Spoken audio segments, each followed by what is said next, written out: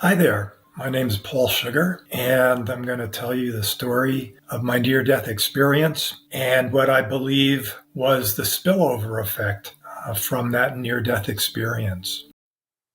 On April 2nd, 2020, I experienced something most people will never encounter, a near-death experience. I died. It wasn't like anything I ever imagined. In fact, I wasn't prepared for the overwhelming peace and love I felt when I crossed over. There, in that moment, I found myself surrounded by a presence that radiated warmth and unconditional love. I wasn't alone. I was connected to everything. In that space, I encountered Yeshua, and everything I thought I knew about life and God was turned upside down. But what happened next changed me even more, because after I died, I came back. And with that return, I was left with an entirely new perspective on life, the universe, and our true purpose here. In this video, I'll take you through that journey, my near-death experience, what I encountered in the afterlife, and how it reshaped my life forever. Stay with me, because this is a journey that could change yours too. As we fast forward to 2020, it was a time of global fear and uncertainty. The world was facing the COVID-19 pandemic, and at first, I didn't pay much attention to it. I was 49 years old, and like most people, I thought the whole thing was just something that would blow over. I remember joking around with my coworkers about it, shrugging it off as just another piece of drama the media had whipped up. I mean, I was a man in my prime, invincible, right? But then I started feeling it. At first it was subtle. I woke up every day feeling more and more tired, like my body was carrying an invisible weight. It wasn't the exhaustion of a hard day's work. It was something deeper. It was as though my energy was slowly draining from me. But I didn't think much of it. I kept pushing through, until one day I was sitting down to eat a sandwich after work, and everything went terribly wrong. I'll never forget that moment. I was taking a bite, and suddenly, blood, bright red blood, filled my mouth. It wasn't like a small cut or a nosebleed. No, this was different. It kept coming. I tried to swallow, but it wouldn't stop. Blood poured out of my mouth as I struggled to breathe. I couldn't get air in. I thought I was suffocating. Panic set in, and I staggered to my feet, trying to call my ex-wife, who was a nurse. The FaceTime calls kept failing. Each time, more blood poured out of me, and I was slipping further away. I remember her finally picking up after several attempts, but at that point, I was barely able to speak. I could only whisper, "I'm sorry. I'm so tired. I don't feel good." And then she said something I will never forget. "Jason, if you lay down, you're going to die." But I was so tired. My body had given up.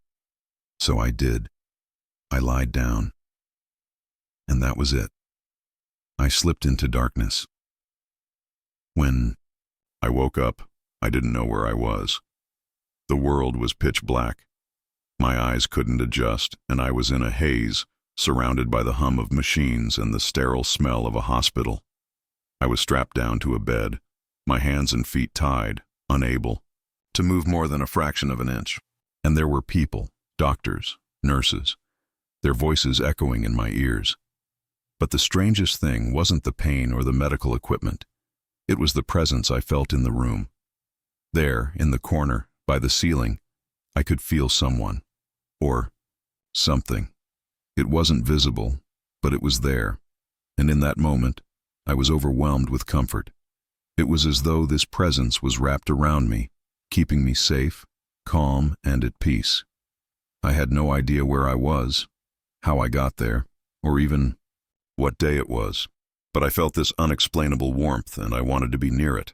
There was no fear in me, only peace. And then, something extraordinary happened. I started to have visions. I could see everything, every moment of my life, every person, every soul. But more than that, I felt it. I felt everything. I was connected to it all. There was no separation between me and the world around me. It was as if I could see every blade of grass, every tree, each with its own soul, its own energy. And then I realized I wasn't alone.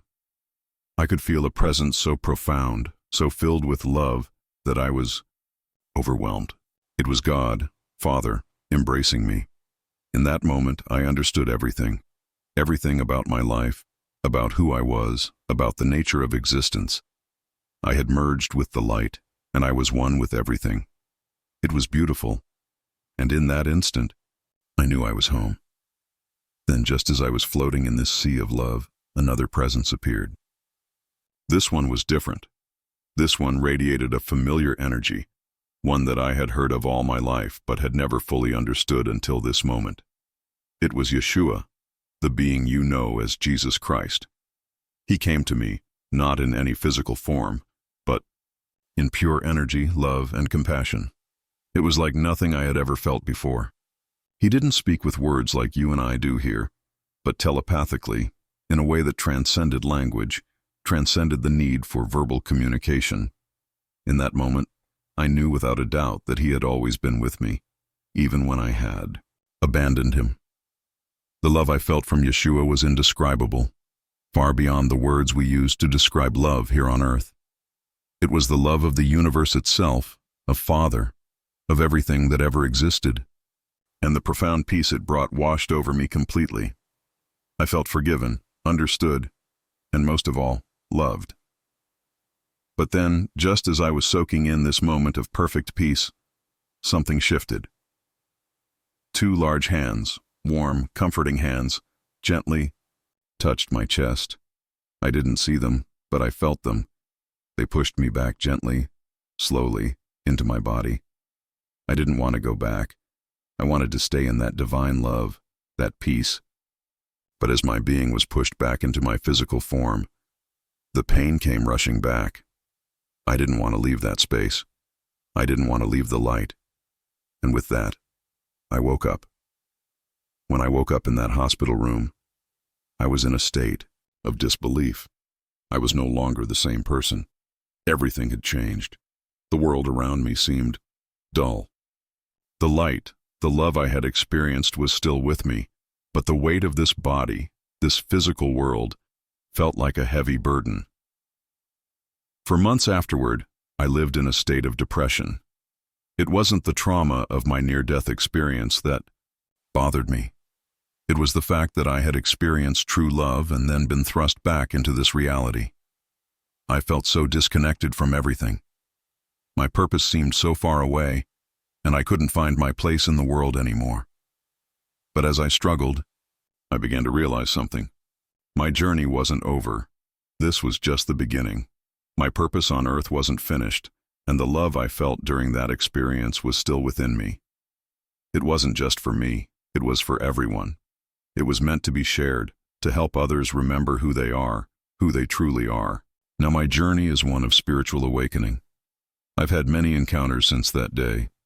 Meetings with angels, spirit guides, and encounters with beings of light. My vibration has shifted, and I'm finding my purpose, piece by piece.